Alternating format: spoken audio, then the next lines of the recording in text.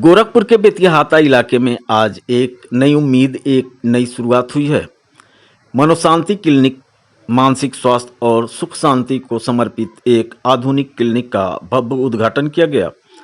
इस क्लिनिक का संचालन करेंगे जाने माने मनोचिकित्सक डॉक्टर गौरव यादव, जो पिछले कई वर्षों से मानसिक स्वास्थ्य के क्षेत्र में उत्कृष्ट सेवाएं दे रहे हैं।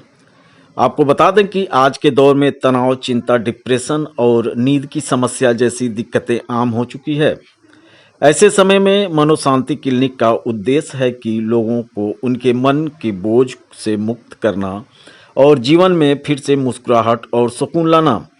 मनोशांति क्लिनिक की विशेषता है कि यहाँ मरीजों के लिए अत्याधुनिक सुविधाएं उपलब्ध हैं। व्यक्तिगत काउंसलिंग है, तनाव अवसाद और एंजाइटी का उपचार, नशा मुक्ति परामर्श, नींद और व्यवहार संबंधी थेरेपी और सबसे जरूरी हर मरीज के मन की बात को समझने का सुकून भरा माहौल।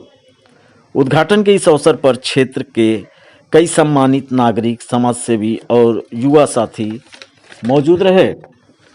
सभी ने डॉक्टर गौरव यादव को शुभकामनाएं दी और कहा कि मनोशांति क्लिनिक गोरखपुर ही नहीं, पूरे पूर्वांचल के लोगों के लिए राहत और आशा का केंद्र बनेगा। डॉक्टर गौरव यादव ने अपने संबोधन में कहा कि हमारा उद्देश्य केवल इलाज करना नहीं, बल्कि हर उस मन को सुकून देना है जो टूट चुका है या भटक गया है। तो आइए, अगर आपके किसी अपने को मानसिक तनाव, चिंता या डिप्रेशन जैसी परेशानी है, तो आप छुपाएं नहीं, क्योंकि समाधान यही है।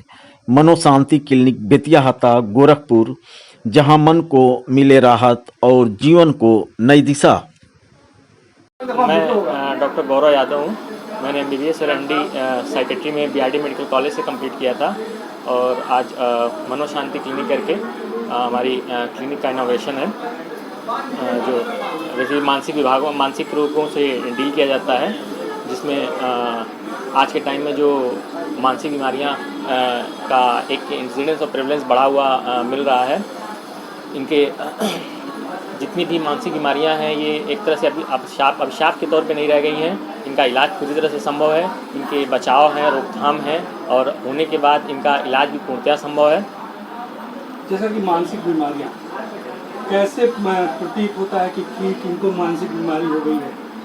जैसे मानसिक बीमारियों का पहला लक्षण है कि व्यवहार में परिवर्तन। अगर किसी भी तरह का व्यवहार में परिवर्तन मिल रहा है, अकेले में रहना, उनकी लोगों से जो पहले जो व्यवहार थे, उन व्यवहारों में परिवर्तन मिल रहा है। जो लोग सुसाइड की सोच रखते हैं, खुद को मारने की सोच रखते हैं, अकेले में बड़बड़ाना, किसी और से कोई नहीं है फिर भी अकेले में बात करना, कुछ दिग्भ्रमित सा रहना, जो छोटे बच्चों में पढ़ाई संबंधी दिक्कतें हैं, नशे वाली दिक्कतें हैं, जिसमें जो हम नशा दारू और अल्कोहल और कैनबिस देखते हैं। इसके अलावा जो मोबाइल का नशा है, मोबाइल और ऑनलाइन गैम्बलिंग, ऑनलाइन गेमिंग के नशे हैं। इनके अलावा छोटे बच्चे जो सबसे अलग थलग पड़े रहते हैं, बुद्धि से थोड़ा कम विकसित होते हैं, बुढ़ापे में जो भूलने की बीमारियां हैं, हाथ का कांपना है, कहीं बिना बताए निकल जाते हैं लोग, ये सारी मानसिक बीमारियों में। तो जैसे देखा जा रहा है कि इस समय आधुनिकता का दौर है, भागम भाग है सभी लोग, तो मानसिक बीमारी से बचने के लिए क्या उपाय किया जा सकता है? जो बचाव में ये है कि एक तो फिज़िकल एक्टिविटी का लेवल बहुत इम्पॉर्टेंट है। हमें कितनी भी हमारा दिनचर्या जो भी रहता है, फिज़िकल एक्टिविटी के लिए टाइम निकालना, फिज़िकल एक्टिविटी करना, फैमिली के साथ समय बिताना, अकेलेपन से थोड़ा दूर रहना। जो डाइट है, हमारी डाइट अच्छी होनी चाहिए, बाहर की चीज़ें कम, घर की चीज़ें ज़्यादा खाना, ये सारी चीज़ें